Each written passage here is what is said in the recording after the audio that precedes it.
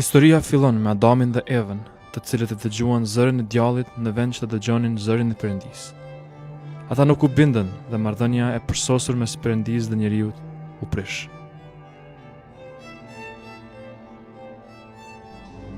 Ata u bën njerëzit e parë që përjetuan mëkatin dhe vdekjen që mëkati e shkakton.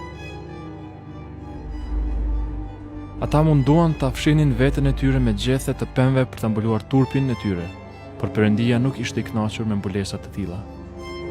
Ai në vend të kësaj i mbuloi ata me rrobat të bëra nga lëkura e kafshëve. Perëndia vet bëri flimin e parë të një kafshë për ta mbuluar turpin e tyre. Adami dhe Eva kishin dy fëmijë, Kainin dhe Abelin. Kaini bëri një ofertë frutash Perëndisë nga fruta që ai kishte rritur, përderisa Abeli bëri ofertë flimin e një kafshë, një flim gjaku. Perëndia e pranoi flimin e Abelit, por jo të Kainit. Pse? Sepse mëkati kërkon vdekjen, na ndan nga Perëndia dhe duhet të paguhet me jetë.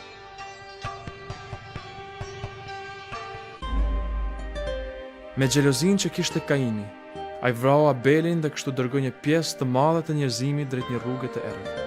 Qindra vite më vonë, gjërat ishin bërë aq keqa që Perëndia tha që nuk kishte asnjë njeri në tokë që meritonte të jetojë. Askush përveç Noeut dhe familjes së tij. Perëndia kërkoi nga Noeu të ndërtonte një anije të madhe dhe duke bërë kështu të përdikonte këtë mesazh. Gjykimi për mëkatin po vjen dhe ka vetëm një mënyrë për të shpëtuar dhe për të marrë mëshirën e Perëndisë. Arka. Ata e përqeshën dhe u tallën me Noeun, deri në momentin kur shiu erdhi nga qielli dhe ujërat shpërthyen nga thellësitë, përderisa njerëzit ishin të papërgatitur. Përmbyetja mbyti çdo njeri dhe kafsh, dhe bota u zhduk për shkak të mëkatit të saj. Vetëm Noeu, familja e tij dhe kafshët që Perëndia kishte sjellur tek arka shpëtuan.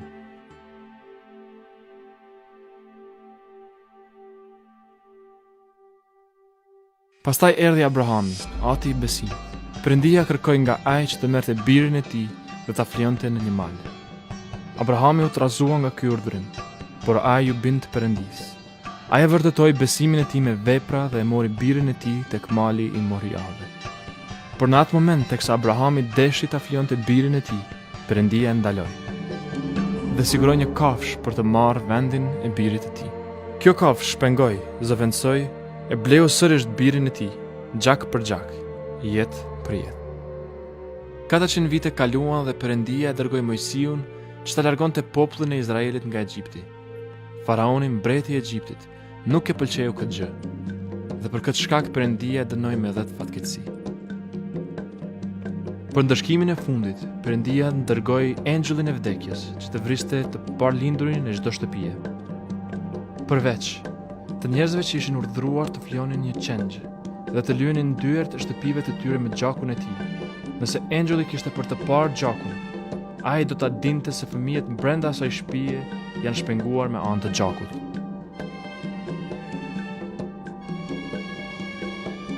Që të dy, hebrejn apo egjiptas, sklever apo të lirë, nëse ata do t'i bindeshin urdhërimit të Perëndisë, fëmijët e tyre do të mund të shpëtoheshin.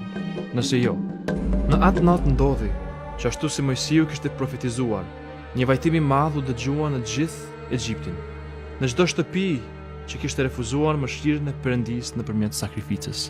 Më vonë Mojsiu i dha popullit librin e Torës, në të cilin Perëndia përshkroi një ritual për ta mbuluar mëkatin e njerëzve.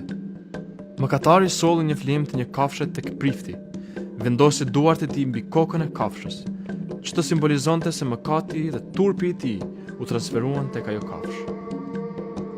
Pastaj kafsha u fliua, gjaku u derë, mëkati i njeriu të mbulua. Mbreti David dhe profetët ndoqën mësimet e Torës të dhëna nga Mojsiu. Por ata menduan me vete, a munden me të vërtet gjaku i kafshëve të mbulojë mëkatin e njeriut? Apo a janë këto shenja dhe simbole që të tregojnë diçka për të ardhmen? Davidi profetizoi për ardhjen e një personi, një mbreti, një mesie, një pasardhës i mbretit David, i cili do të sëndonte dhe mbretëronte me fuqi, por që do të ishte pashtu një njeri për ulur me një zemër dhe mshurie. Ky mesia do të ishte i pamëkat, i përsosur pa tëmeta, i pafajshëm. Ai do të vuante dhe të vdiste të bëj flijim I denjt. Ai do të bëj sakrifica e madhe.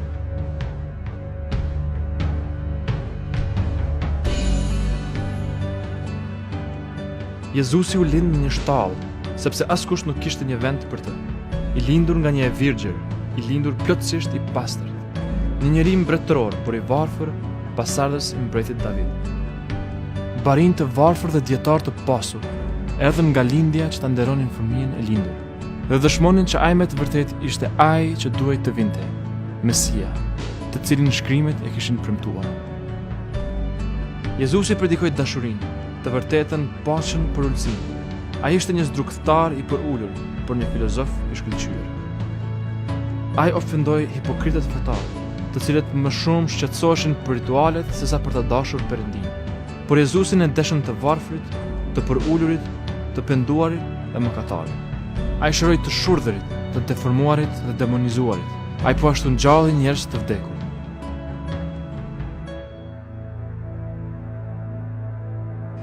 Një njeri pas tre, një mësues endacak, një revolucionar I cili thirrri njerëzit që e donin Perëndin, që ata të jetonin një jetë të plotë.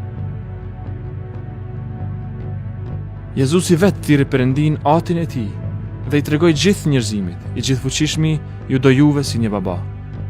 Perëndia donte që të lidhej me njerëzit sikur të ishin fëmijët e tij, por kishte një problem. Ata ishin ende mëkatarë, ndërsa Perëndia është I shenjtë. Mëkati I njeriut, duke filluar me Adamin, kishte ndarë njerëzit nga Perëndia I tyre, dhe Mesia e dinte se çfarë duhej të bënte që t'i sillte ata prapë tek Perëndia. Gjon Pakzori profetizoi për Jezusin duke thënë: "Shihni, qengji I Perëndisë që heq mëkatin e botës." Jezusi ishte Mesia, I zgjedhur që të bëjë sakrifica e madhe. Duke mos mëkatuar kurrë, ai ishte I shenjtë, I pastër, I përsosur dhe I denjtë.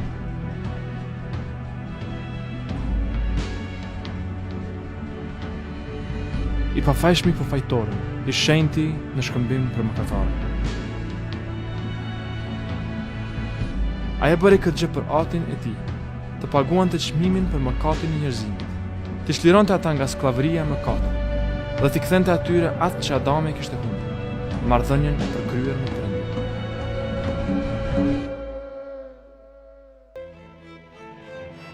Jezusi vdiq në kryq, jo për shkak të hebrejve apo romakëve, por për shkak të dorës së Perëndisë, Atit të tij. Perëndia sakrifikoi Jezusin që të përmbushej atë që ishte shkruar nga profetët, që ai të bëjë qengji I Perëndisë, I cili merr mëkatin e botës, mëkatin tim dhe tënd. Por ai nuk mbaroi me kaq. Pas 3 ditësh Perëndia ngriti Jezusin, Mesin, nga të vdekurit si një premtim ndaj atyre që besuan në të, që edhe ata të ngriten në jetë të përjetshme. Pas kësaj, Jezusi premtoi dishepujve të vet që do të kthehej përsëri, por kësaj radhe si gjykatës dhe mbret. Mesia është dhurata e Perëndisë për njerëzimin, që ata të mos vdesin në mëkatin e tyre dhe të ndahen përjetësisht nga Perëndia, por duke pranuar sakrificën e Jezusit, ata do të mund të kthehen marrëdhënies së përkryer me Perëndin. Por si çdo dhuratë tjetër në jetë, ajo nuk bëhet e jotja deri kur ta marrësh.